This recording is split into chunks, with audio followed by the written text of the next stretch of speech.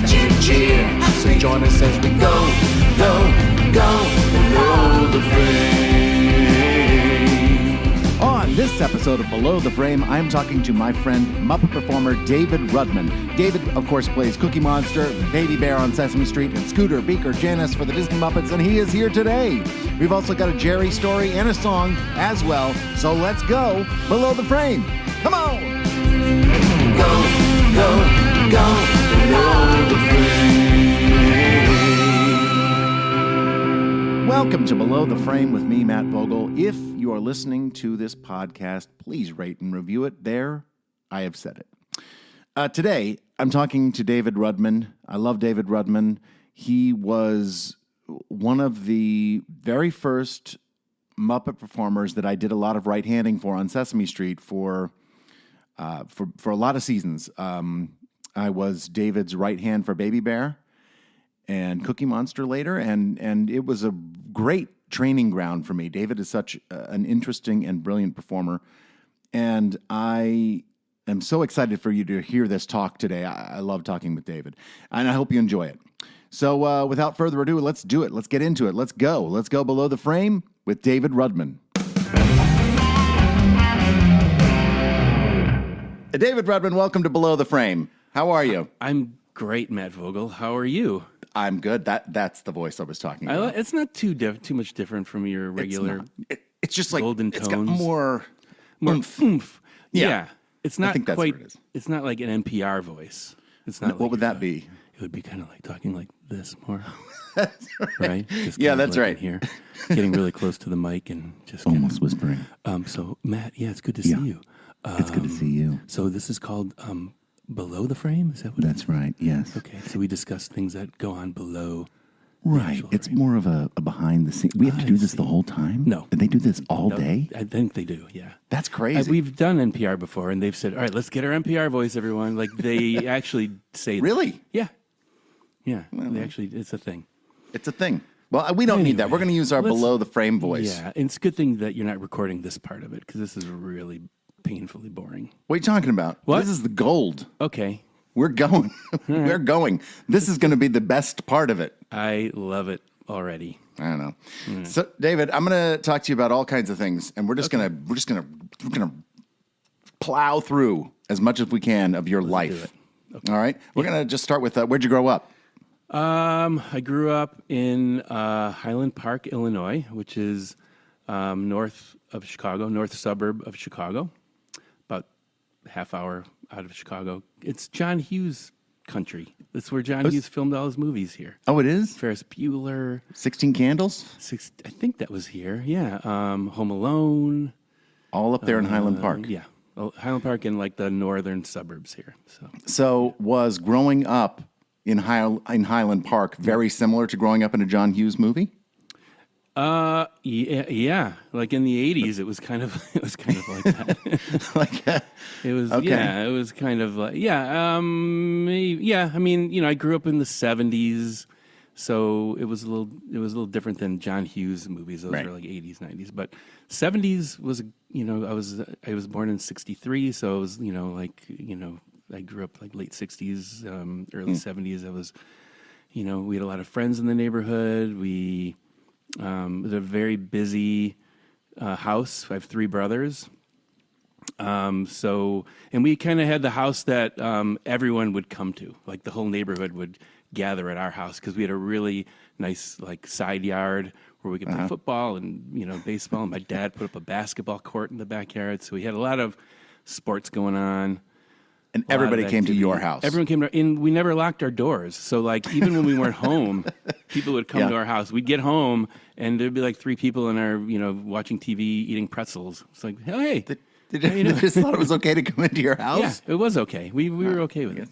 It was all so tell me just a little bit about your family. You said you have three brothers. Yeah. Tell me a little bit about them and your parents. Well, I have an older brother, Steve, who. Yep, I've Did met. you meet Steve? You met. Yeah, Steve. I met Steve. Yeah, recently. You didn't believe he was real for a few years. No, nobody believed he was real. So he's a year older, and then I have two younger brothers, Peter and Adam, and they're twins. Mm-hmm. They're 5 years younger than me. and my dad. You've met my dad before, Jerry. Yeah. Jerry, and my mom passed away when I was 11. Oh, So man. we had a little bit of tragedy in our lives when we were young. So I was 11.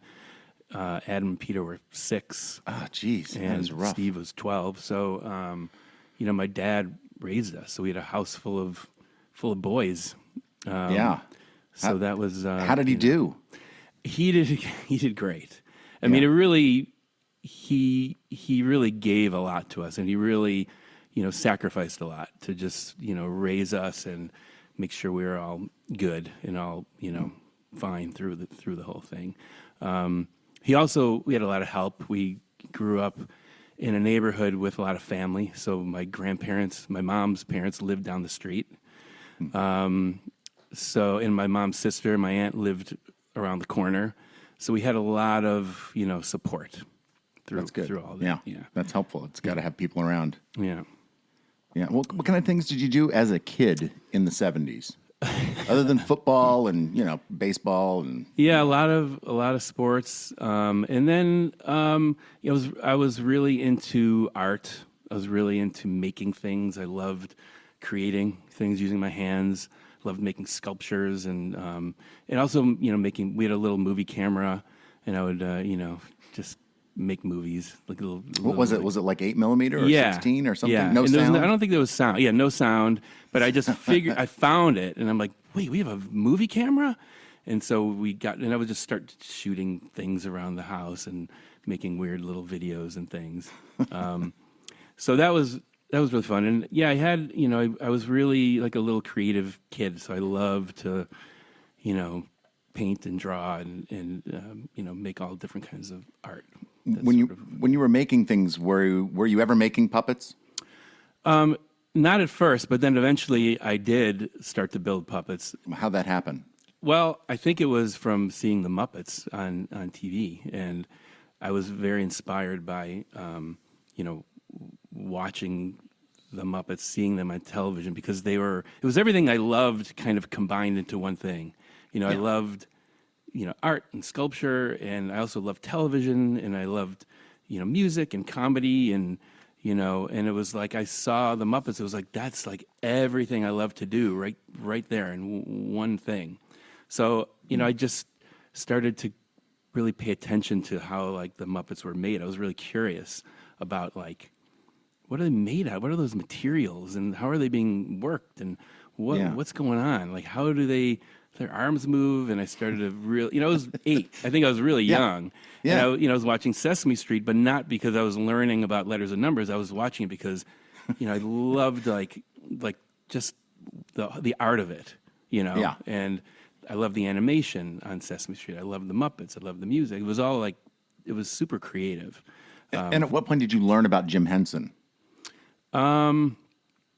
So I think it must have been around that time. I think, maybe I started to see him appear on different shows, and you start to attach him to the Muppets, and then you'd see him on the shows working Kermit. It's like, oh my God, that's the guy who does Kermit, and his voice sounds just like Kermit's, and there he is just doing it, and it's just a puppet, and it's amazing.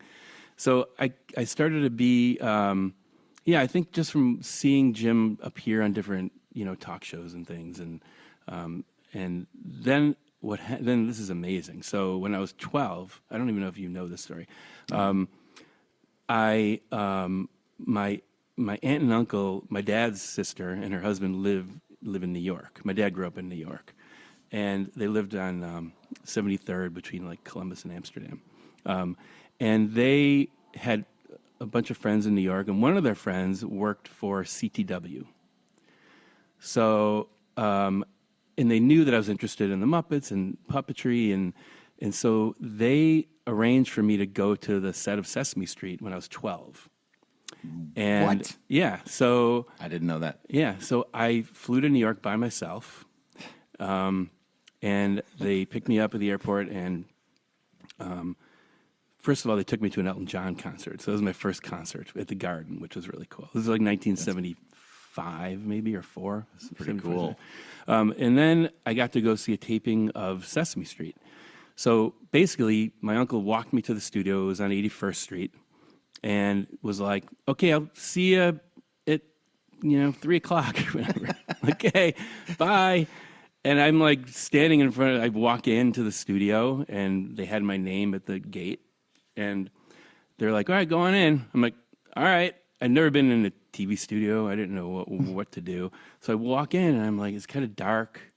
I'm looking around and I hear some like action going on in the back of the studio and there's some lights on. And I start walking towards that. And then I realize, like, I look around, I'm on Sesame Street. Like, it's dark. But I'm like, oh, yeah, there's Oscar's Can, there's Big Bird's Nest, there's Hooper's Store. So then I walk through the street to where all the activity was happening in the back, and I start to hear Grover's voice. And I'm like, what?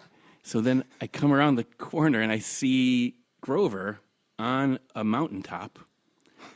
And there's cameras, and there's lights, and there's people standing around. But Grover's up on the mountaintop doing this echo bit, like on the mountaintop. He's like calling off, and there's an echo going back. And I'm watching it happen, and so I just was like, oh my God, this is amazing. Like I didn't know like Frank Oz or anybody like that. So they finished the Grover bit, and all of a sudden Frank comes out from behind the thing, and he's got Grover by the neck. He just throws him on the table, and he walks away.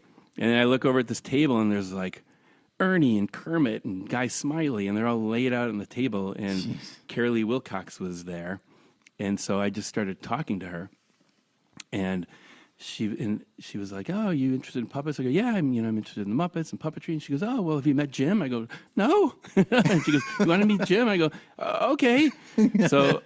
So he wasn't around yet, but I was just kind of like looking at the puppets, and I said, "Hey, can I put one on?" And she's like, "No, I'm sorry, we don't let people put the puppets on."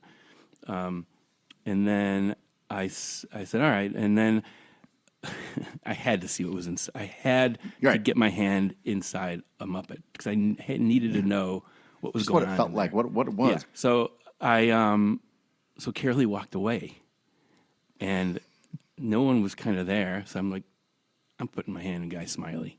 So I put my little 12-year-old hand inside the puppet. I'm like, oh wait, there's like stuff. There's a thing to hold on up there, and then there's a little hole to put your thumb, and then I like took my hand out quickly. But I had to like do it. I had to like know what was in there. So anyway, and then Jim came out, and she introduced me to him, and I was like super nervous. And he was so tall, and I was a little guy, and I'm looking up at him, and I didn't know what to say. I was like so like nervous, and then they started doing another bit. They did the $6.47 man or something like that. It was Kermit it was like a $6 million man spoof. Yeah. And they did that, and Kermit was there, and Jerry Nelson was doing the scientist, and anyway, it was amazing. It was amazing. And then that's unbelievable as a 12-year-old to be walking onto Sesame Street. Yeah. And how did your mind not just explode? It did. I mean, that really was kind of the moment where I was like, I really feel like I need to do this. Like this is a job. I mean, this is an amazing job. Yeah. So I was very inspired when I left, and I kind of just, thought about it all the time and really started to build puppets more and, really kind of dive into the whole Muppet thing. When you were building your puppets, did you have patterns? Did you just make it up as you were going along? Did you get patterns from somebody else? How did you do it? I just found stuff around the house. We had tons of Nerf balls around our house because we were always like throwing Nerf balls at each other. And so I just would like grab a Nerf ball and cut it open and make a mouth. And, so I used that. And then I just started to, like bleach bottles and just stuff that I would find around the house. I just started turning them into puppets. Yeah. And just learning, just figuring it out, on my own, really. And did you do puppet shows around for kids or for your family or anything like that? Yeah, I did. I would put on records and lip sync songs and do little skits for my family. And my family had gone through this tragedy, like a year before this. And so I loved to like entertain them. I loved when my grandparents would come over and my aunts would come over, and I would put on like me and my brothers. We'd not Steve, but me and Adam. Actually, Steve did something, but he was a little older. He was a little older, but we would like do skits. We'd do like like Cheech and Chong bits, and we're really into like comedy records like Steve Martin and George Carlin, and so we would just rip off their bits basically and do them, Yeah. and do like puppets and just trying to entertain everybody. Yeah. So yeah. that's kind of, where it all started, I guess. And then, so when you were in high school, Yeah. were you thinking one day I'm going to go to school for this? Did you, or just think you were going to go right out of school to join the Muppets? What was your plan if you had one? I didn't. Well, I thought like my long-term plan was to somehow get in with Muppets, but I didn't think that was going to happen until I graduated college. And what happened during high school, once I started to visit my aunt and uncle during the summer, I would go back like every summer because I loved New York. Like I loved just walking around New York, and they would just let me wander the streets, So even like when I was 13, 14, 15, I would go like every summer and spend like a week with them. And my uncle worked at the GM building, which is like right by Central Park, and I would just sort of like he'd just let me wander. So I would like go wander the streets, but I would also call Muppets and bug them to see if I could come in, get a tour around the workshop, or So I got to go see the workshop a couple times when I was in high school. But anyway, so I got to, I met like Carolee Wilcox. She didn't obviously remember me from when I was a 12-year-old kid, but right. And then I so then. What was the question? What was your plan? Were you thinking you were going to go to the Muppets? But I know that you right after high school. Yes. What happened right after high school? Okay, so during high school, I built a bunch of puppets, and then I called the Muppets just like to see if they were hiring for the summer before I went to college, as like an intern or just something to do in the workshop. And they said, well. Yeah, why don't you come in and bring some of the puppets you made and we'll see. So I flew to New York again, and it was during my spring break, my senior year of high school, where everyone was going to like Florida and having fun. I went to New York with a box of puppets, and I went to the workshop and showed Carolee Wilcox and a couple of other people, and it was like, all right, well, thanks, we'll let you know. And so then about 2 weeks later, they called and said that they wanted to hire me for the summer as a puppet builder. That's pretty cool. Yeah. So I graduated high school, and I went to New York and started working for them in the workshop. And I worked with Ed Christie, Jane Gutnick was there. Who else was there? It was 1981, so most of the people from the shop were in London. They were doing Dark Crystal. They were shooting Dark Crystal. Yeah. So, and they kept like showing like dailies. So they would have dailies come in to New York, and we would all go. To sneak in and see them? So we'd go. Yeah, they would invite us all over, and we'd go watch some of the dailies of Dark Crystal being shot. Wow.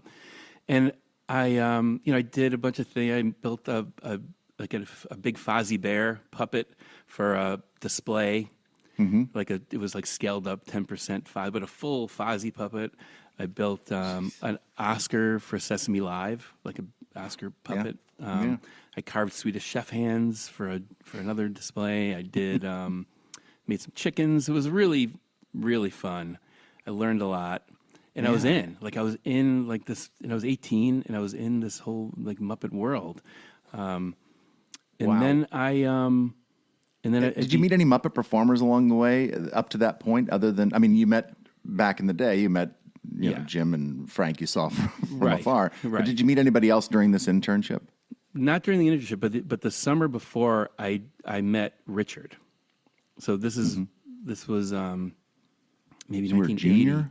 I was a junior going into my senior year, and I was in Washington for the summer. I had another relative who lived in. I have relatives like all over. You do, but I had another relative who lived in Maryland, Bethesda, Maryland, and there was this puppet festival happening in D.C. in 1980. It was like this big international puppet festival, and there was at the Kennedy Center there was a show. There was like the Muppets and Sherry Lewis and Bill Baird and like all these like famous puppeteers were going to be performing.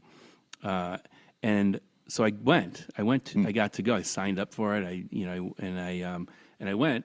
And there was a reception beforehand that if you bought a ticket, you can go to the reception and just sort of wander around. Right. So I didn't know anybody. So I'm just kind of like, wandering around, and I'm looking around, and I see, oh my God, there's Jim Henson, he's in Frank, and they're surrounded by all these people. And I'm just kind of wandering around, and I look over and I see this guy who looked really familiar, and I'm like, that's one of the Muppet guys. Like I recognized him because the 60 Minutes thing that they did was on like a few months before that. And I'm like, I think that's like, his name is Richard Hunt. He's one of the guys. So, and he's just kind of standing there by himself, and he's just looking around. And so I went up to him, and I said, wait, are you Richard Hunt? He goes, yeah, how do you know me? I go, I don't know, I recognize you. You're one of the Muppet guys. He goes, you recognize me? I go, yeah. He goes, come here. And he grabbed me by my shirt, and he dragged me over to Jim and Frank and said, I got recognized. And they kind of looked at him like, oh, that's great, Richard. And I just was kind of looking up at him like, hi. And they went back to their, being surrounded by their fans. And he just, and then after that, we just hung out. We just started talking. There was a bunch of other kids my age who were there, like high school kids, and they all gathered around Richard. He was like the Pied Piper. Like everyone loved him. And so he just had this like group of teenagers around him. And he was just so funny. And we got to hang out with him before the show. And even the first half of the show, he goes, I'm going to sit with you guys because I'm not until the end of the show. Let me sit with you guys. So he sat with us for the beginning of the show, and then he went backstage and did the show, and that was it. And I never saw him again until the summer I was working as an intern in the workshop. He came in for something, and he's like, hey, aren't you that guy from Chicago? I'm like, yeah. He's like, how'd you get here? So anyway, that was it. It was good to kind of connect with him again. And it started a relationship that you guys had for years. Yeah. Right? Yeah, we were pretty close. We were really close, yeah, all the way through, yeah.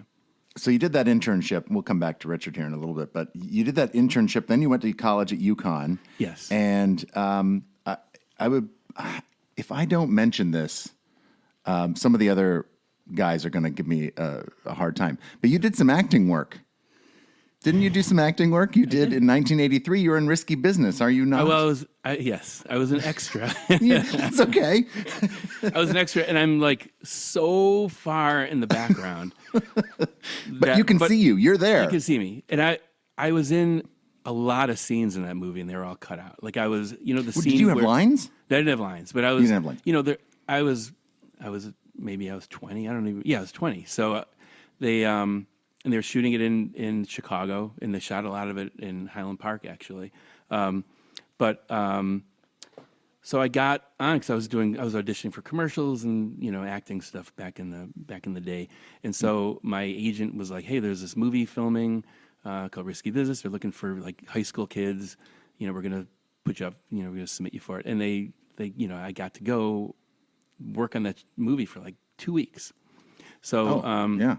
That's a long time. I just figured it was a day because it was. No, it was a lot. It was a lot, and it was that whole scene where Joel. You've seen Risky Business? Oh yeah. Where the prostitutes come into the house, yep. and all those guys are roaming around, and all the girls are roaming. I was in like all those scenes. I'm in the kitchen. I'm up in the bedroom. Like I was all over the place.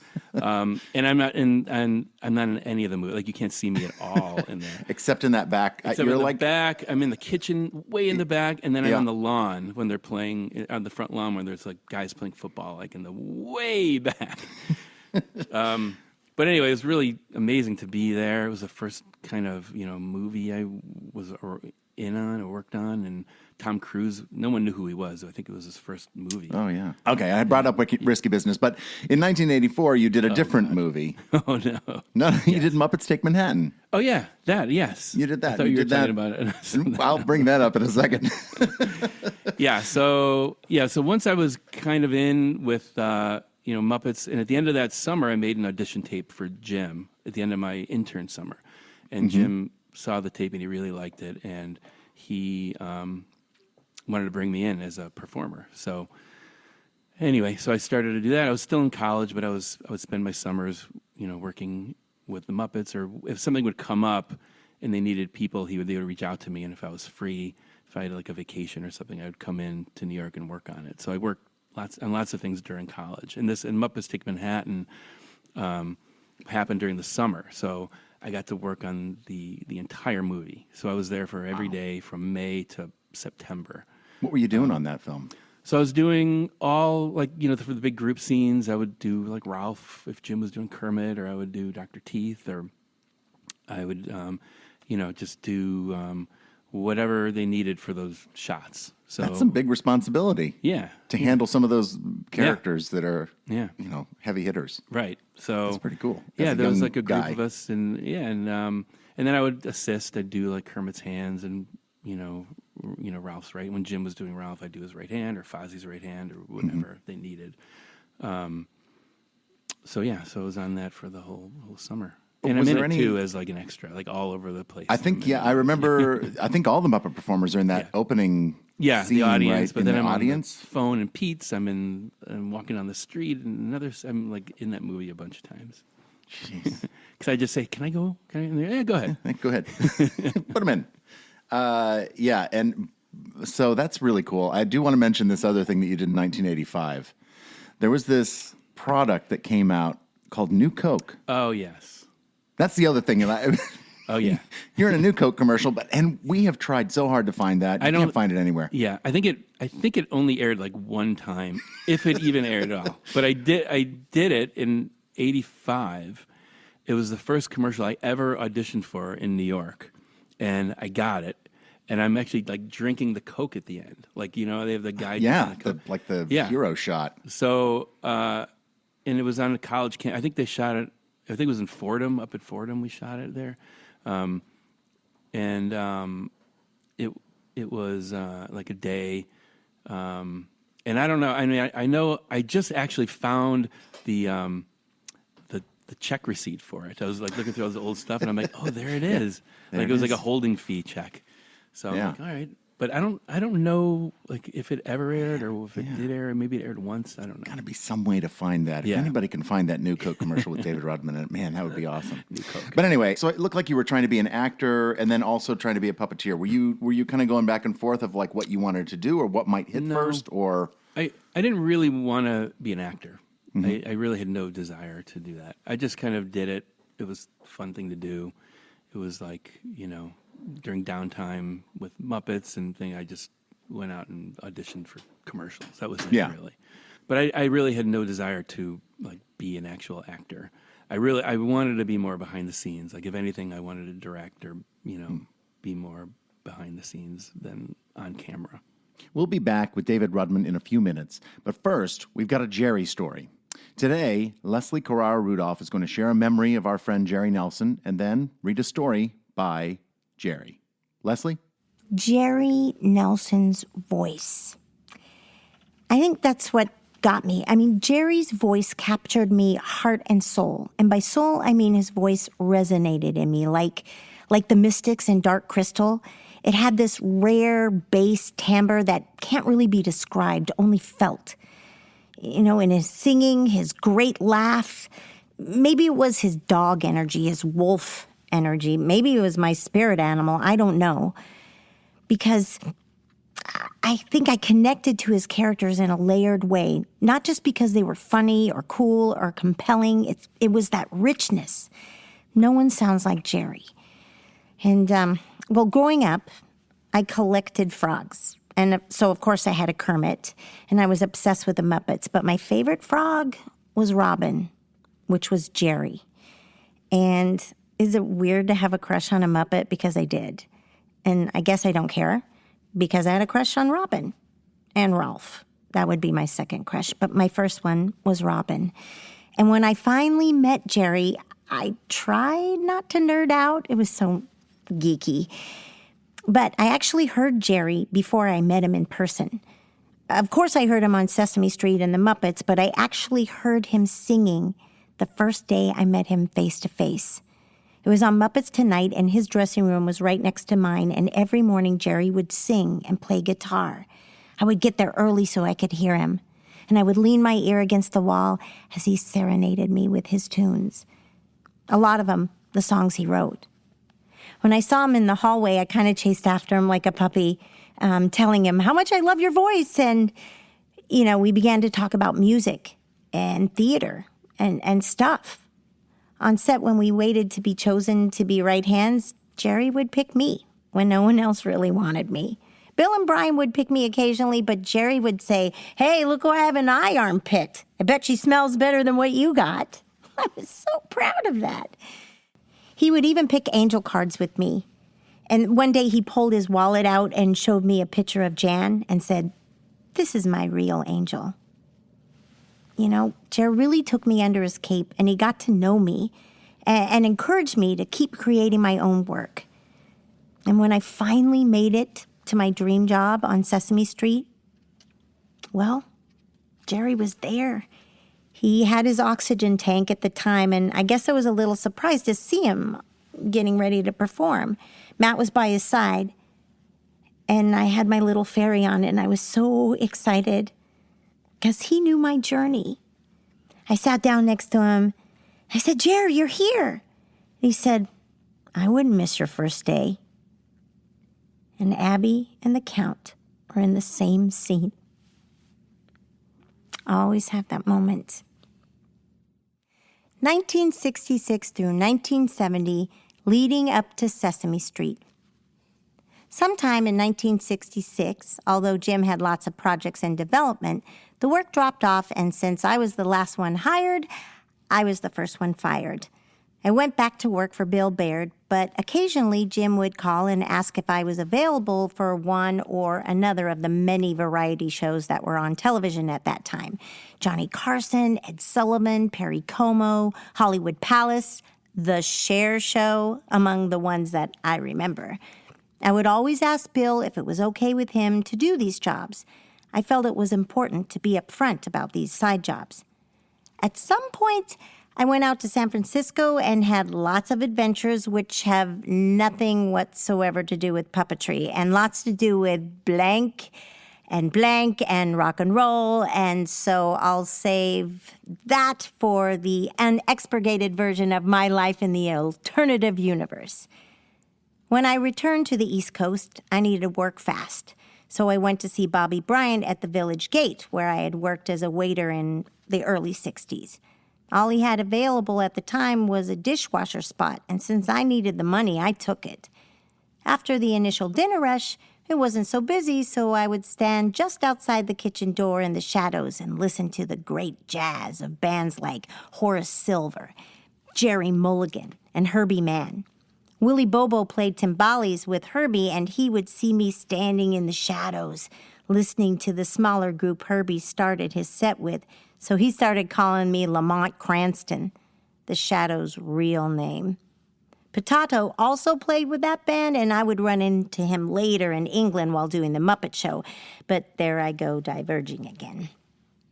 Someone steered me to a job with Anaforms, a company that went into various trade shows advertising a variety of products on exhibit. Anaforms used characters that were rubber outlined, highlighted with black light. They were animated with black rods on a black background, so only the outlines, a sketch of the characters, were seen. The outfit was run by the Bunnin brothers, who did a puppet show on early television called Pinhead and Houdini. I remember it was a very bizarre and funny show. After returning from L.A. at the end of that year, 1969, I was at a Christmas party in the afternoon, and I saw this truly unique TV program. It had advertisements for letters and numbers. It reeled me in like a fish on a line, very catchy. And then these Muppet monsters were on, making me laugh out loud. I knew Jim was doing a children's show, but it was beyond anything I could have imagined. After the new year, I called Jim and I made an appointment to go up and have a chat. I told him how much I liked Sesame Street and what a joy it was to watch. And we talked about the show, what I was doing, and other things that had been happening. Jim told me he was running a workshop in June 1970 in order to fill out a company of puppeteers to work on an Ed Sullivan production, and asked if I would be free to participate. In April, I gave 2 months' notice to Anaforms. Many of the people in those workshops were very talented, and some went on to join, on a somewhat more permanent basis, the Muppet family. Richard Hunt was in that workshop, as were Fran Brill, Marilyn Sokol, Carolee Wilcox, John Lovelady, Aaron Oscar, Danny Seagren, John Bieram, and many others. We went on to do the Sullivan Special, which was The Great Santa Claus Switch, starring Art Carney and a cast of happy little Christmas elves, Grackles and Giants, Thig and Thog, which we shot in Toronto. And at the end of that project, he asked me if I would like to work with them on Sesame Street. Oh, yes, indeed. I was over the top. We started taping the second season in September 1970. Thanks, Leslie. Coming up in a little bit, a song from Jerry Nelson, but now back to the show. Go below the frame. Today on Below the Frame, we are talking with David Rudman. What happened after you graduated from Uconn? So I graduated and I went right to London to work on Labyrinth. So like the next week. Jeez. And I went to, I was there for a month working on the goblin scenes, like all those goblins with David Bowie. So I did all those scenes. And then I came back to New York, and then we started to shoot Little Muppet Monsters, which was like that summer. Yeah, and you had a character on that. Yeah, so I played Boo, who is a little yellow kid monster. And so we shot that over the summer, and then it aired in the fall, and then it was canceled like 3 episodes in. It was very eye-opening. It's like you can't count on anything. It's even That's if you're true. shooting it, and even if it's done and it starts airing, it could just go away in a second. Like you can't. And even really if it's count the Muppets. Even if it's the Muppets. No, I think, they had Muppet Babies, and I think they really wanted an hour of Muppet Babies. And I think Muppets didn't want to do that. They wanted to do something else. But I think Marvel, the company that they co-produced it with, always wanted an hour of Muppet Babies. And so I think our Little Muppet Monsters was really tricky to produce because there was a lot of animated segments. There was live action segments. Things weren't coming in on time. Shows weren't ready to deliver. So they said, all right, well, why don't we just air 2 Muppet Babies back to back? And then it was like, We don't need Little really Muppet Monsters. Yeah, and it sort of went away. Yeah. Yeah. But right after that, according to the Muppet Wikipedia, you went into Sesame Street season 17. Yes. And I already asked you what your first day on set was like. You kind of brought that up when you were a 12-year-old. Yeah. You kind of told me what it was like. But what was the very first thing you remember doing on your first day working on Sesame Street, on the actual street? What did you do? So my first day, I was scheduled to do Richard's right hand, and that was it. Really, Then that makes sense because you come in and that's kind of what new guys do. They come in, new people. They come in, they right hand. That's what their job is. But what did you have to do? So the day before, I went to the studio just to kind of hang out, and Richard. I was talking to Richard, and he goes, "You know what? I have a doctor's appointment tomorrow, so I'm just going to have you do all my parts." I'm like, "What do you mean?" Oh. He's like, "Yeah, I'm going to do this Scratch My Back song. It's pre-recorded. I'm just lip syncing this female voice. I'm just going to have you do that." I'm like, "Can you do that?" He's like, "Yeah, Jim's fine with it. Yeah, it's all cool." He goes, "And I'm also doing this dentist and Who Are the People in Your Neighborhood, but you're going to do that." So, and it's, singing, the song. I go, yeah. He goes, well, it's, you're going to be singing Who Are the People in Your Neighborhood as a dentist. He goes, just so you know, I was going to do kind of a voice like this or this kind of thing. He goes, so maybe you want to do something like that kind of thing. You go, okay. Yeah. So That's a lot of pressure. that was my first day. Jeez. So but I'd already, worked with Jim and I'd Yeah. done Muppets Take Manhattan and all that other stuff. So I wasn't like new to the Muppets, but I was new to Sesame Street, and you walk into that show and it's a little intimidating. Everybody knows each other. The crew's been there forever. I didn't know John Stone, so it was like, I'm sure John Stone was like, who is this guy? Yeah. Where'd he What's the come thing from? And the person that you did you were the closest with, Richard, wasn't even there. No, he was like, I'm gone. You got it. You'll be fine. You'll be fine. So you can hear, like, if you watch that, you can hear, like, shaky dentist voice. Who are the people in you? Like, Just trying. You were singing it live? and singing live. Oh And then my you had gosh. to time out the dialogue, in the middle to, like, Yeah. hit the song when it kicks back in. Oh, Oh God! What a day. Richard. But he knew he did it did. because he wanted. I think he really did it because he just wanted people to know that that I could do it and I was there, and it wasn't. They could give me more things if things came up. well, tell me a little bit about Richard. You guys were pretty close. Yeah. Kind of like a brother to you, I would. Yeah, a lot like a brother. He was definitely like I had an older brother, so he was like an older brother. Yeah. And we would we just were like brothers. We would just like go at each other. We'd like give each other shit. Can I swear on this? Yeah, I'll just bleep it out. We would we'd push each other around. We'd wrestle. Sometimes we get into fights, like physical But like fights. actual real fights? Yeah, like weird fights, like in the Muppet Room. It would start as like screwing around, like he'd push me, and then it would turn into like a little bit of a wrestling. Then it would like kind of get weird and serious, and like, Did you ever get hurt? Did he ever injure you? no, Or but you him? but one time he did push me into the Muppet boxes, and all the cows that were above, fell on me. But anyway, we had we had just a good. We hung out a lot. We hung out, after work. We would go, do stuff, and we went to Peru together. I went to his house in the Cape all the time. We, hung out at his house in New Jersey. I met his, I was friends with his brother Adam. We used to play basketball together.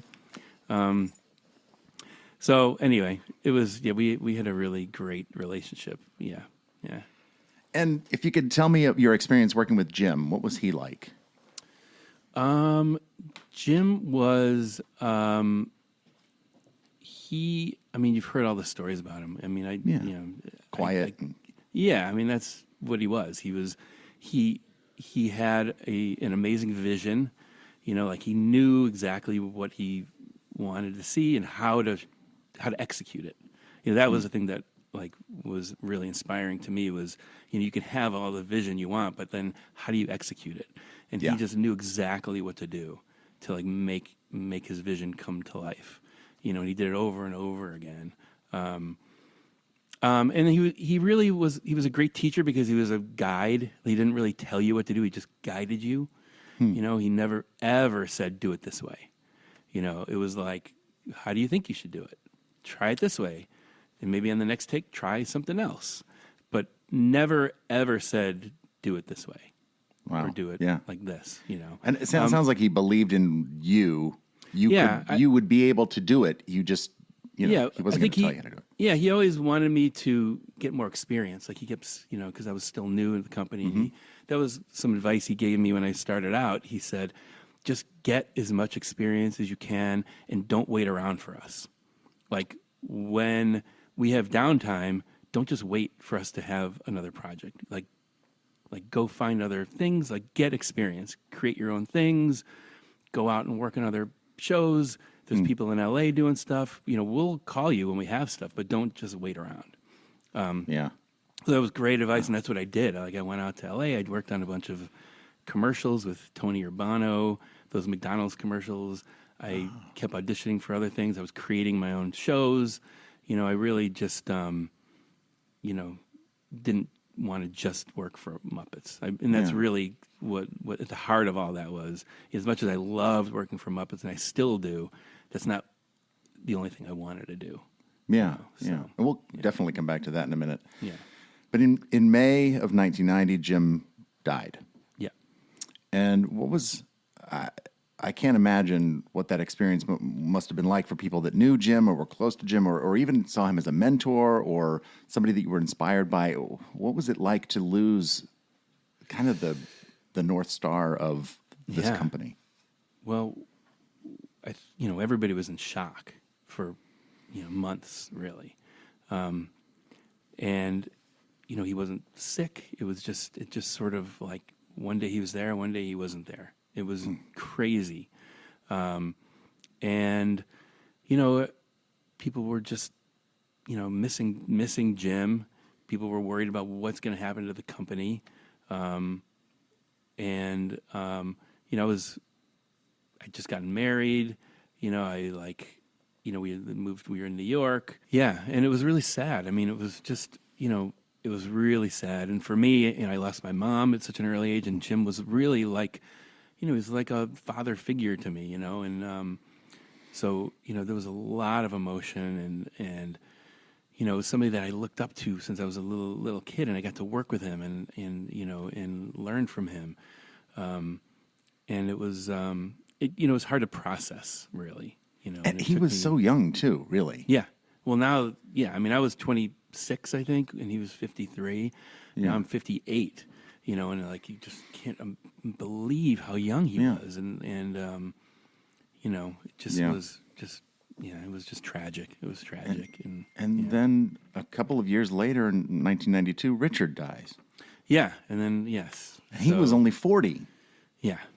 Yeah. I mean, I know. That must have been a huge... Yeah, it was. It was a huge loss. And, again, like, it just was hard to process it all. And, I was kind of, going through all the stages, of grief and denial and anger and everything. It was just, it was just not fair. He was just such an amazing person. Nobody like him. Just his energy, his generosity. He was the funniest person I ever met. I mean, there's nobody funnier. And just sweet. My family loved him. Like, he knew all, my whole family. And, I've heard he was so generous and just... So generous, yeah, with everything. Went out to dinner. He was the guy that always picked up the check. He would never let anybody... No matter what. No matter how many people, he would get the check. And sometimes there'd be like wrestling matches for the bill. You're on the floor rolling around trying to like grab the receipt out of his hand, and he just wouldn't let you do it. Wouldn't let you do it. On Sesame Street, you worked consistently, and then started having some big characters like Chicago Lion and Humphrey and Are Baby those big Bear. characters? Yeah. I mean, I think in their day, I think they were they had their moment, right? I mean, They did. No, it was They had their moment, and Davy Monkey. Yeah. Along with Joey and Davy. Yeah. along with this guy who sent a message along. Hey, Davy boy, it's Joey. I have great memories of all the times we worked together, whether it was being your wife or your father or your brother, all those things. But let me think. One of my favorite memories is a long time ago, about 30 years ago.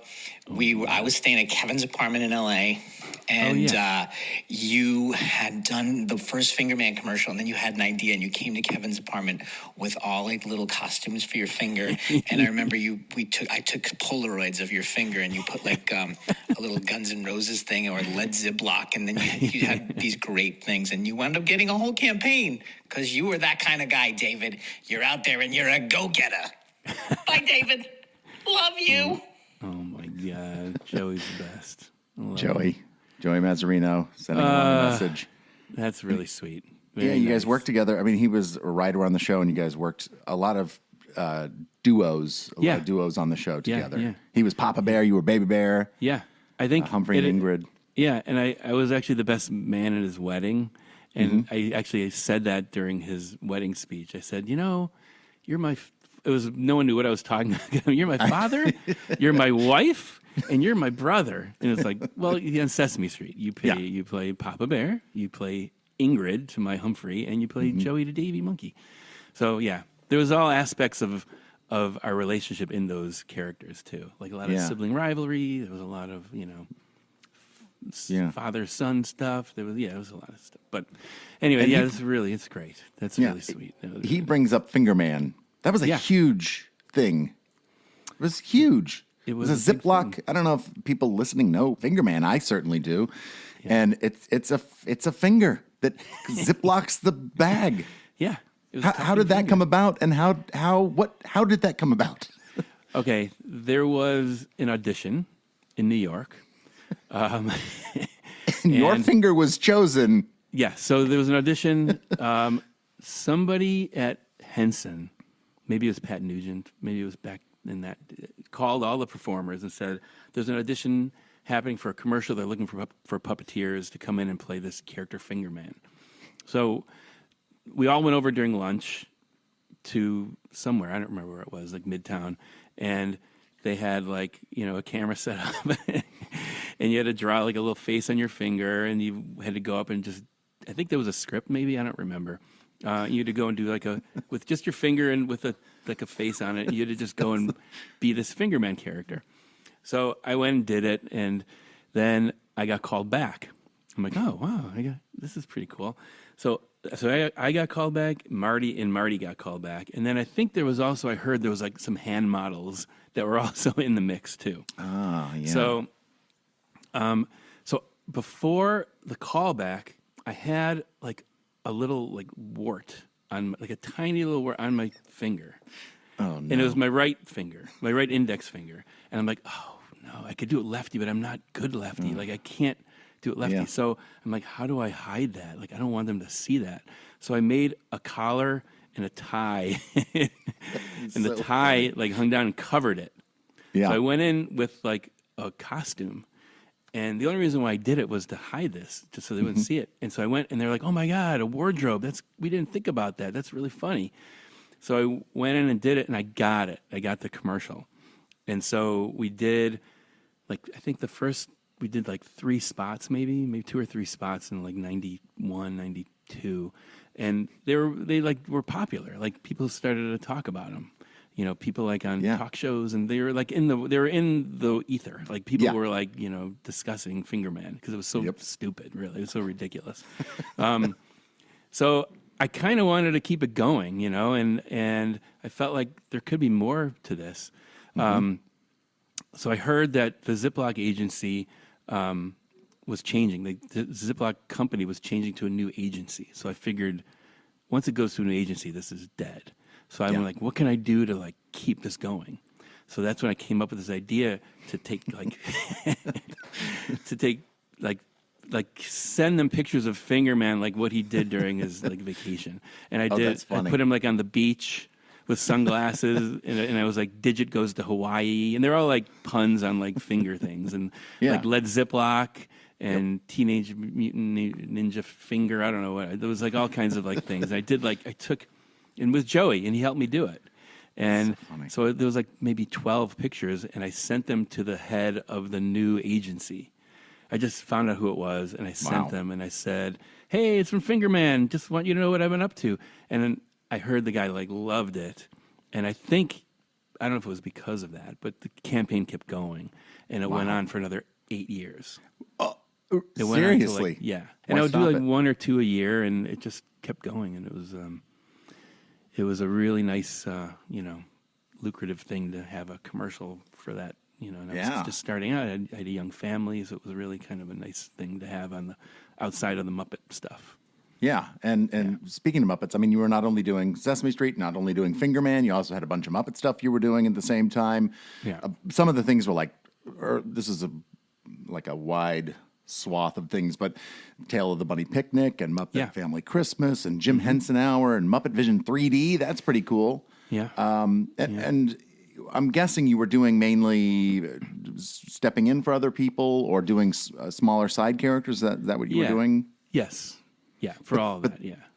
But then in 2008, I don't know if you remember, we had that fateful meeting in a hotel room with Jerry Nelson.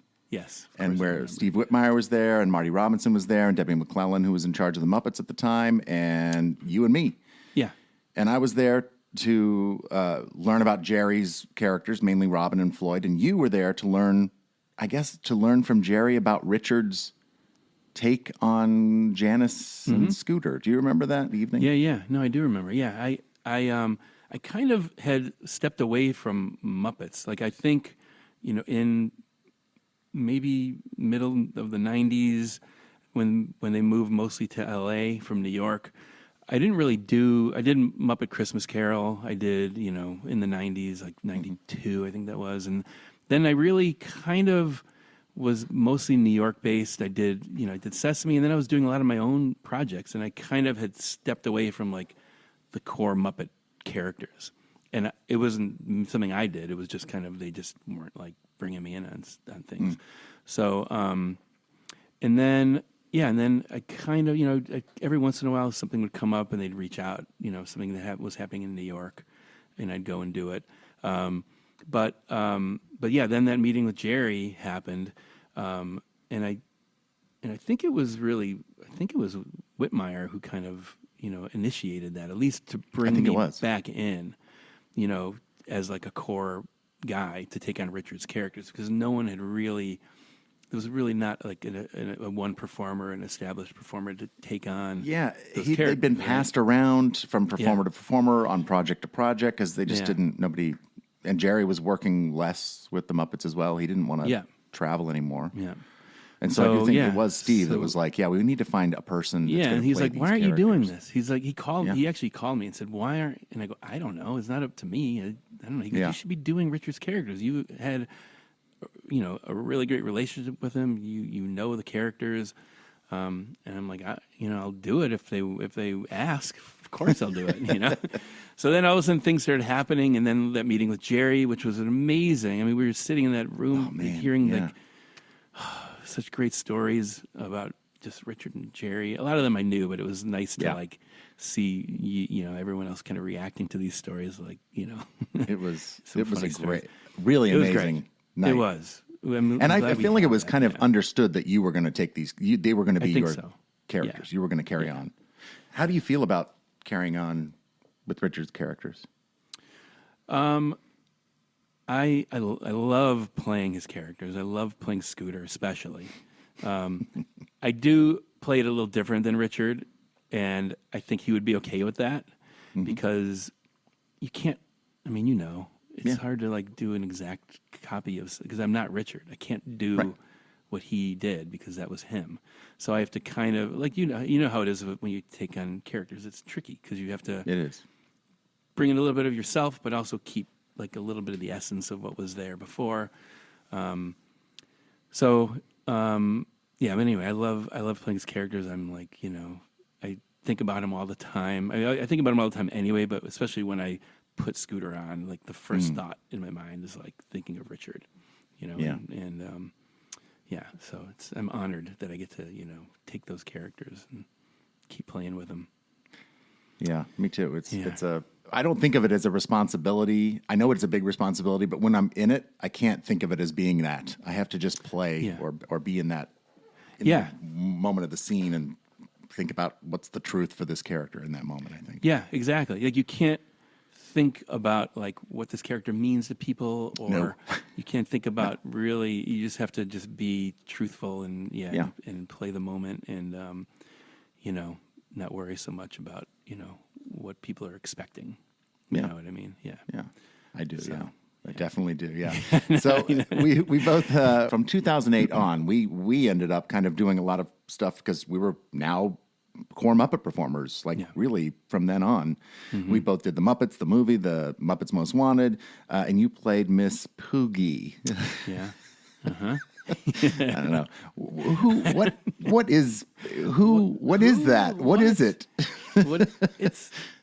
That's the only one, by the way, of those Muppets that still appears. Every once in a while. It might freak some people out. People don't quite understand. I don't know. That pig.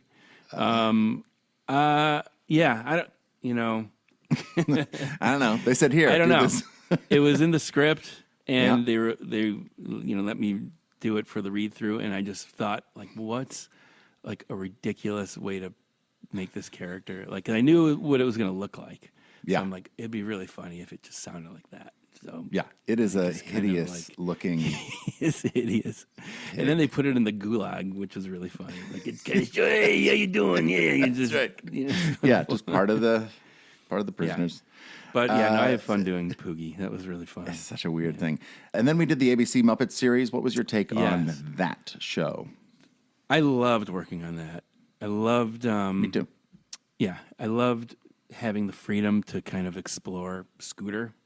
Yeah, really kind of define him, because up till then, he wasn't in that much. He was in the movies, and we had a few lines here and there, and he was always written, like the same way he was written in the 70s. It really, there wasn't a lot of meat there. I couldn't really play, with his character much. So this was, was like a chance to kind of redefine him a little bit and kind of update him and make him a little more relevant.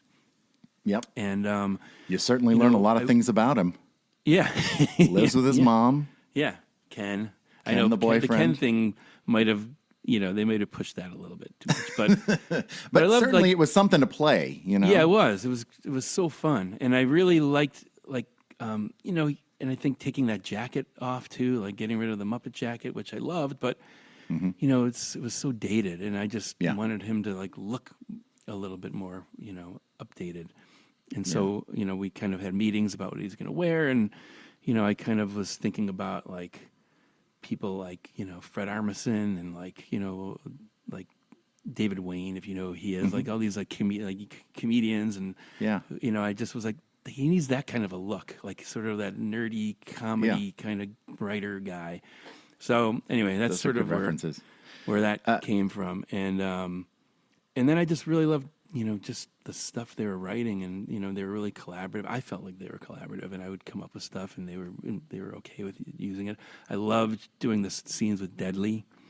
Like I loved all the, like playing with Deadly every once in a while with scenes. And that's again, that's like when you're on a series like that and they write really fun material for you to do. I don't know that I think that the tone of the series overall, I don't know that it was appropriate maybe for the Muppets. But what I do love about it was that we got to explore these characters. Every one of the characters got to really broadened and deepened who they were. The band. Even Kermit and Piggy to an extent, and and Uncle Deadly, I feel like he was certainly defined as something, and Scooter as well. Yeah, but I think you had the chance to really play with him a lot, and there was a lot of really nice scenes between him and Piggy, and you got to try things and explore things, and I think that. It was the first time we really had the chance to do that on a long-term basis. Yeah, really live in those characters. Yeah. And it was like it is, you're an actor on a show. Yeah. And that was fun. I enjoyed that. Something else we got to do was a really cool thing, Outside Lands with the Electric Mayhem in San Francisco. Yeah. Oh my God. That was fun. What was amazing to me about that I was just how many people there were. Yeah. Right? Yeah. It was insane. It was a sea of people. And we could see them. Because we were playing above the playboard, and we were like wearing black hoods, and we could see out into the crowd. And so you could just and it kept growing. Like it was like this huge crowd. Somebody was out there and they said, people were running to the stage. They wanted to get up front. They were running toward the stage.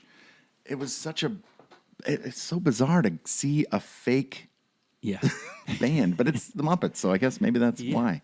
I don't think people thought it was fake. People thought we were really playing. I don't know. Yeah. It sounded great, and it looked great. It did sound great. And it was challenging to figure out how we were going to pull that off. And I think it's the workshop figured out a way, or I don't know who figured out the way to keep our arms up. Yeah, I think it was Jane. I think Jane Gutnick. Yeah. I think she came up with this device that kind of helped us keep our arms up just a little bit longer than what we probably normally would have. Yeah, because we have Janice and Floyd have those guitars, and it's full heavy. body. Those were full body figures, yeah, and so we had somebody assisting us. Yeah, we were doing the feet, and somebody was doing our guitars, and oh man, yeah, right, yeah.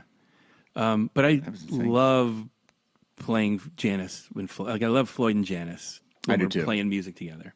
I do too. When we're in that, and we're I'll look over at you. Yep. And what we're doing, you're just so in it, and I'm just it's so fun. It is fun.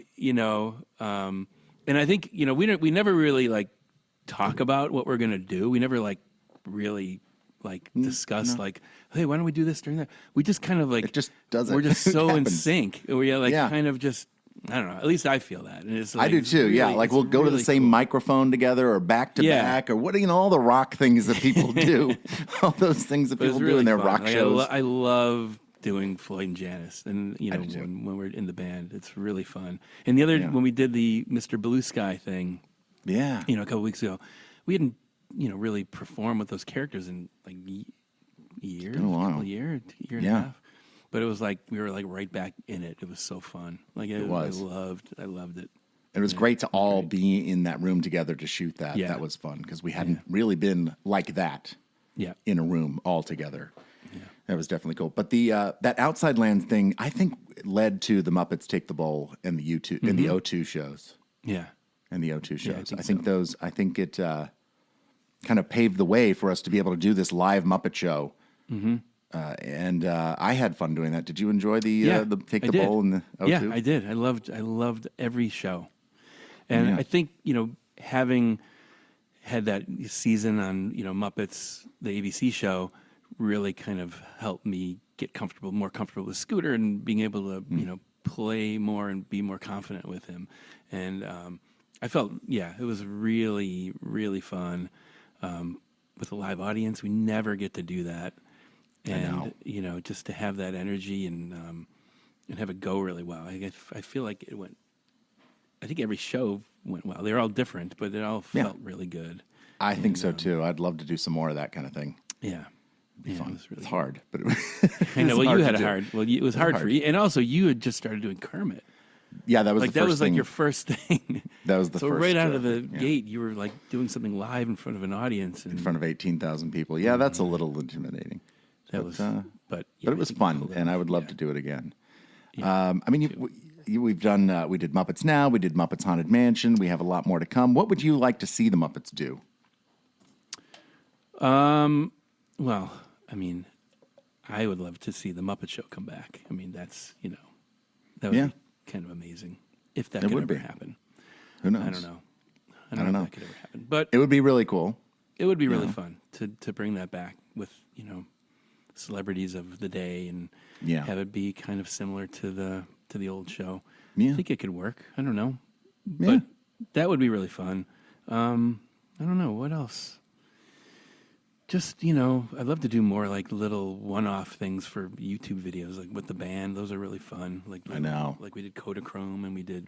I don't know if we did anything else, but like those are fun little one-off music video. Oh, and Bohemian Rhapsody, and Yeah, that was a like huge all one. those things are really fun to do. Yeah, I agree. We'll be back with David Rudman in a few minutes, but first, a Jerry song. This song is called Daddy's Coming Home, and I think it was written by Jerry, but I am actually not sure. I did a search on the lyrics, and I was not able to find anything on Google or anything, so maybe Jerry wrote it. It feels like one of those classic songs that Jerry would have learned and played for years and years and years. I don't know. If anybody knows the origin of this song and can point the way for me, I would really appreciate it. But until then, I'm going to say that Jerry wrote it. So we are going to hear it. It's called Daddy's Coming Home. Take it away, Jerry.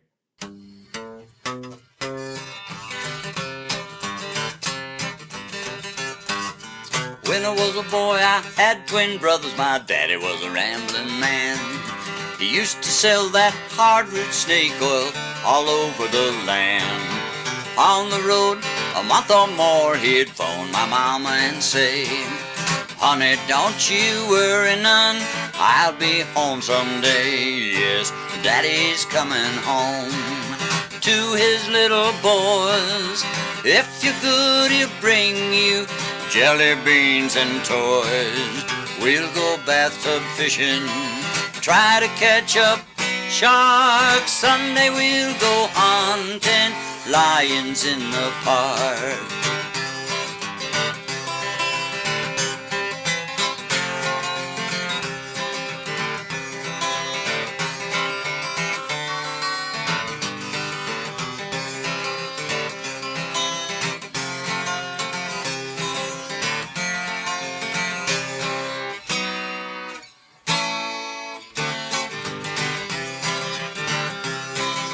Now I'm grown, I got kids of my own, I'm selling that root snake oil.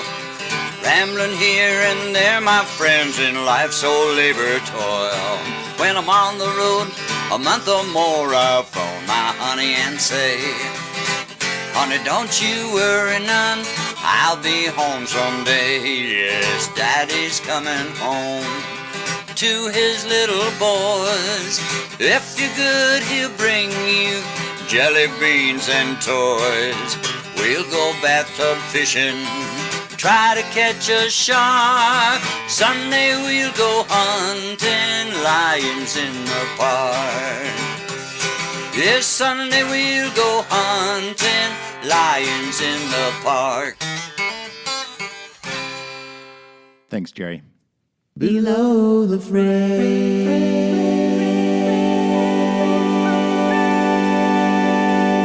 Here's more with David Rudman. Well, all of this leads me to the fact that you work on Sesame Street, you work with the Muppets. I mean, that is a pretty full plate. Yes. But so why go out and make your own company? You have your own company, and it was originally called Rudling Yes. Productions, wasn't it? Yes. And now it's called Spiffy Pictures. Yeah. But why go out and make your own company? You're working for Sesame Street. You must be so busy. I like being busy. I love doing Muppets in Sesame, and I love doing Spiffy stuff. I love our shows. I don't know. I've always, like I said before, I always wanted to do more than just work for Muppets, and I always wanted to create my own shows. I always wanted to develop my own characters. And I'm working with my brother. I work with Adam on these shows, and I love working with Adam. And we always were making movies growing up and doing stuff, and it's really fun. And so we started to do, in like mid '90s, we started to kind of do our own projects. So we would do mostly interstitials, nothing too big. They were just like interstitials for MTV or Nickelodeon. We had an interstitial series on Nick Jr. We were doing films for Sesame Street, like the little animation films. We did a bunch of those.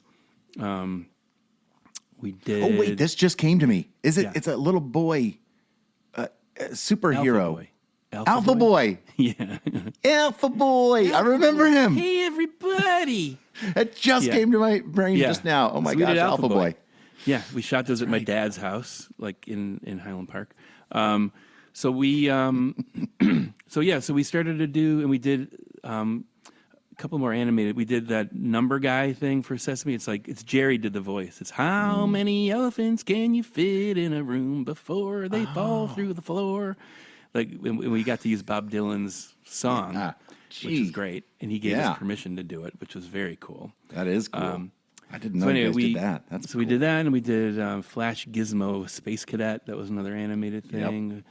So we really started to develop our own kind of style and our own thing, and then by doing that, we started to meet people at Nick and people at Disney, and we started pitching them shows. And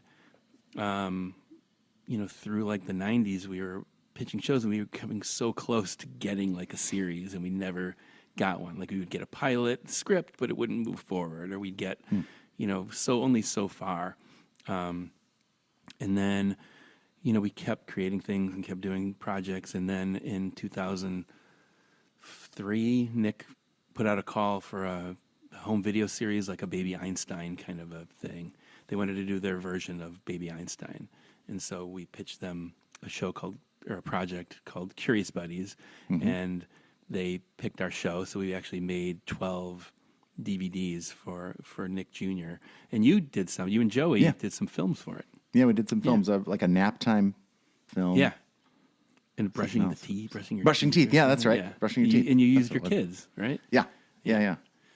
So that was really fun. So, and then from there, we had done a demo for a project called Jack's Big Show. And we, because I'm a big Jack Benny fan, so we wanted to do like a little kid version of the Jack Benny show. And so we made this little demo, and we sent it around, and Nickelodeon really liked it.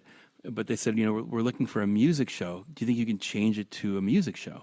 And we're like, yeah, I mean, that really fits in because it's kind of like a variety show. And so, we just called it Jack's Big Music Show. Just add one word to it. Yeah. So we wrote a script, and they picked 2 shows to go to a pilot with. And it was our show and somebody else's show. And then they tested them, and our show tested really well. And so they ordered 13 half hours of Jack. And that was our first series that we did, like that actually aired. And that And was I 2004 remember or 5 coming and so. doing some Yeah, you episodes came on of and did a Jax. couple It was episodes. so much fun because the music was great and just. Yeah. And I've talked about this before on this podcast. In fact, the sets are really small.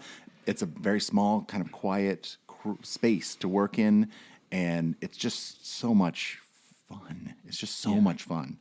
Yeah. It's real free. It just feels very free and funny and fun. It's a great show.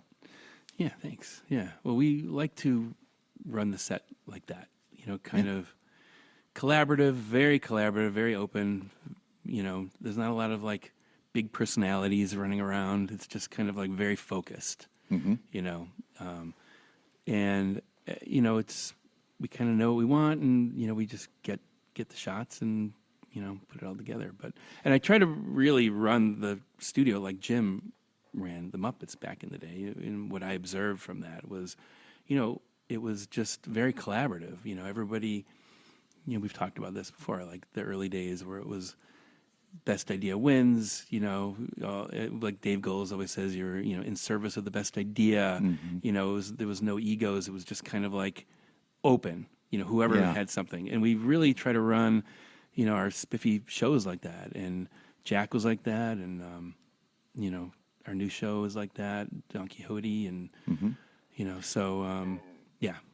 So. Well, and Don Quixote is a co-production with Fred Rogers Productions. What's the experience of working with a partner like Fred Rogers Productions? It's great. It's very collaborative. They actually came to us with the idea to do a spin-off of Don Quixote because that was a character that Fred Rogers created in the 70s. And it wasn't like a main character on Mr. Rogers' Neighborhood. It was sort of like a maybe third-tier character. It was, it was like hardly ever on. But they really liked the name, and they felt like, there's some potential with this character. So we had worked with Paul Sifkin, who works at the Fred Rogers Company. He used to be at PBS, and he helped us develop Nature Cat when he was at PBS, which is our animated show. And so he moved over to Fred Rogers, and he said, we want to work with you guys on something. Maybe we can find something that we can do together. And so he reached out to us with this property called Don Quixote, and right away we were like, yes, this sounds great. Like, we would love to do it.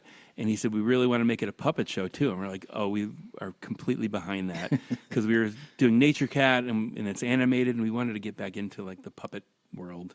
Yeah. So Adam and I just developed it with them, and we would go back and forth, and we create new characters. We'd bring in some of the Fred Rogers characters. It was a really, really fun process, and we developed it in about a year, the show, and wrote a script and shot a pilot, which you worked on. The pilot played King Friday, and you still play King Friday. That's right. Yeah, and so yeah, we've loved it. Loved working with them. Yeah. And did you guys were you're shooting, what is it, 80 episodes? 11. Yeah, 80 11s. 80 11s. Yeah. Which takes a while to shoot. And if a pandemic kind of prevents you from shooting, did you guys had to stop, right, in the middle of the... We did. Yeah. We had to stop for a few months, but then we went back pretty quickly. We were back a year ago, July. So we were shut down from like March to July. Yeah. And then we came back, and we had to do all the things you're supposed to do. We wore masks. We still are wearing masks when we shoot. So even when we're doing the voices and performing, we're all masked. And your audio is clean? Yeah, it's fine. Yeah, we had to. It took us a while to find the right mask that didn't muffle our voices. But if it is muffled, we'll go back and ADR it. But for the most part, we're using all the audio. Oh, that's pretty good. And we're getting tested. I had to get tested this morning, and we're still following all the right protocol for COVID testing. You direct most of the Spiffy Pictures projects, although I talked to Frankie, and he's been directing some Donkey episodes. But my question is, really, for you as a director, when you get a script that Adam has written or something, what's your process of getting ready to shoot that script? I storyboard everything, so it's all fully boarded before we get into the studio. And I really treat it like a cartoon. Like I just, and even our writing process at Spiffy is like, we'll figure out a way to do it. Like, just put something in there. Donkey's running on top of a lemon and she crashes into a lemonade stand and flies off. Let's just put it in the script and we'll figure out how to do it. Figure out how to do it. Yeah. So we kind of push ourselves a little bit. So anyway, that's why I like to storyboard everything. Like, every shot is boarded. I figure out on paper really where we need to put edits to allow for moments where the character has to pick something up, or if there's like a tricky effect, you need to make sure that you cut around it, or you put yourself in a good position to like set that shot up. So there's a lot of like characters, and these characters have tiny hands, and they don't really, Donkey doesn't even have fingers. So there's a lot of like tricky rigging that goes on, so it all has to be figured out beforehand. And it really helps the art department. It helps our puppet wranglers. It helps everybody, the camera, our DP. They all get it. They get your storyboards ahead of time. Yeah. Oh, that's good. And then even our stage manager, she does the shot list, and it's all based on the storyboards. So when we get to work in the morning, you have those shots up on the board. Like, we have to get these shots done today. And then you just start cool. crossing them off. Yeah, it's very like a film does too. Yeah. You got it's those like, pictures up there. It really is like almost like a stop motion animated film. Like, I kind of look at it as if I'm doing that, because we do see the legs a lot. We do play around with scale. We do a lot of green screen, and I think I kind of think of it as more of like an animated show than a live action puppet show. Well, it's beautiful. It looks so great, David. I just love seeing those wide shots where you do see the full body of the puppet, or just even the textures of all of the set pieces and the puppets. It all just looks so vibrant. I love the look of not only Don Quixote, but Jack's Big Music Show. All of the shows, the Bunnytown, all of those shows have such a very specific, unique look to them, and it's a joy to watch. If I can say, I will. Nice. I will say. I did say. I've said it. Yeah. Is there any other stuff that you want to do with Spiffy? Yeah, I mean, there's always stuff that we're doing. We have a couple other shows in development right now. We have another puppet show, and another animated show. So, we're always like, we're doing season 4 of Nature Cat right now. While you're finishing Don Quixote. Yeah. So it's nuts. It's nonstop, but it's great. I love it. It does bring me a question. You've got this great family. Your wife Karen, your kids, your grandson. You have such a rich, full family life. And how in the world do you balance it all? Because I struggle. I struggle to keep all the plates spinning at once. How do you do it? You just have to prioritize. I mean, if there's something like a family thing that that's really important that we have to do, we got to make sure people know ahead of time that you can't work these days. You're not available here, and it's hard. I mean, it definitely it was not easy when my kids were little and I'd have to travel back and forth to New York, because I live in Chicago.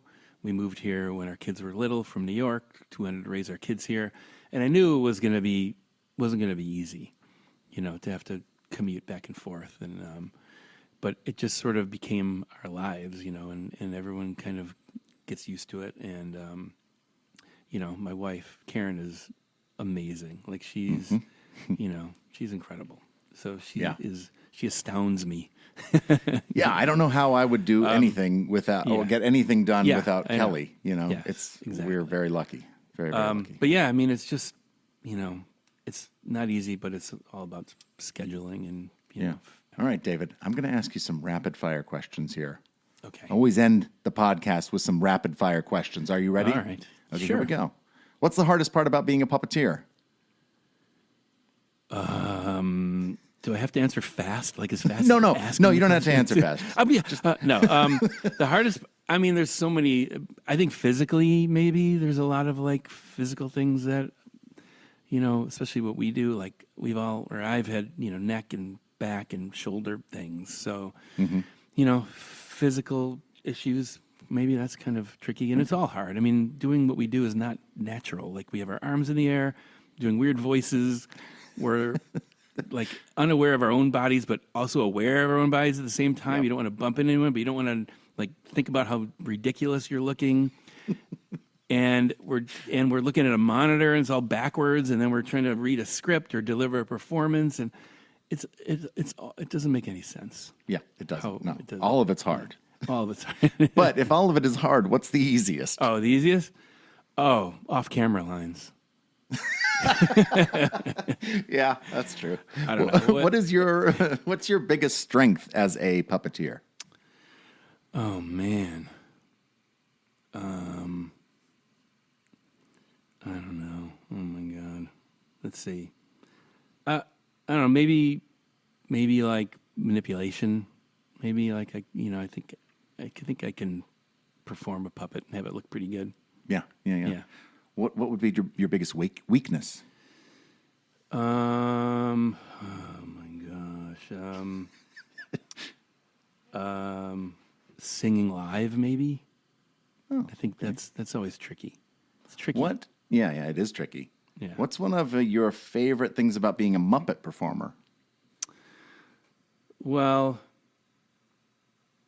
I mean, it's working with all you guys. I mean, I'm sure, I don't know if everybody says that, but it really, we have a really great group, and I love working with the team, whether it's Sesame or whether it's Muppets. It's just, we're just so lucky. Like, it's just so, it's amazing. I mean, I agree.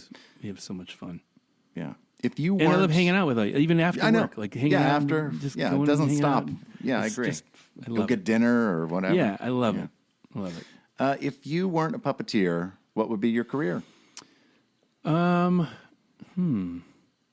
probably would be involved in animation in some way, maybe, or if like outside of maybe advertising, maybe something in advertising. I don't know. But it's still creative. You're still in the for creative. sure. Yeah. Now, this is just going to be, Jerry Nelson once said to me, this is the last one I always say, and this is, you're already doing this, but Jerry Nelson once said to me, Sesame Street's great, but always have something that's your own, that you create. Yes. What is that for you? That's not spiffy. Spiffy. Is there anything else that you do? I don't have time. Well, I don't know. I mean, you can count my family into that. I love, obviously being with my kids. I love, my kids are all over the country now, so no one's at home. I have 2 kids in LA, one in Boulder, one in Madison. I love visiting them. I love going and I just saw Marley, my daughter, who lives in Boulder. We were just in Boulder for the weekend. It's so much fun. I'm just, I love my kids. I'm so proud of them. And, it's even more special now that I can go visit them and they're, where they live and meet all their friends and, just see how their lives are evolving. Yeah. That's good. That's perfect. Yeah. David, thank you so much for taking time out of your incredibly busy schedule to talk to little old me. I really appreciate it. Thank you. It's fun. Thanks. I'm glad you reached out. Yeah, it's great. Thanks. I'm glad you. Yeah. Go. That's it. That's Below the Frame. We'll be back with a brand new episode next week.